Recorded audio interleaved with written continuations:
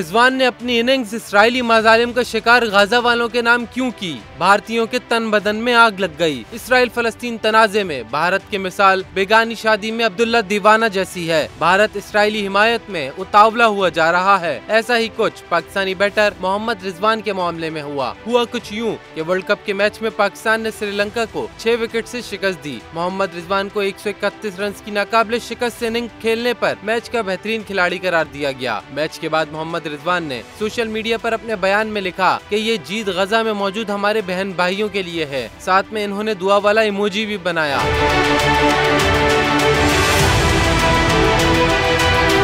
रिजवान का जीत गजा के बहन भाइयों के नाम करना भारतीय स्पोर्ट जर्नलिस्ट विक्रांत गुप्ता और शिद्दत पसंद हिंदुओं को बिल्कुल न भाया। विक्रांत गुप्ता ने सोशल मीडिया पर लिखा, क्या क्रिकेटर्स के आईसीसी इवेंट्स के दौरान सियासी और मजहबी बयानात देने पर पाबंदी नहीं? मुझे याद है कि 2019 के वर्ल्ड कप के दौरान धोनी को अपने दस्ताने से आर्मी का निशान हटाने को कहा गया था। दीगर भारतीय शायकीन की जानिब से भी मोहम्मद रिजवान के ट्वीट पर खूब शोर मचाया गया।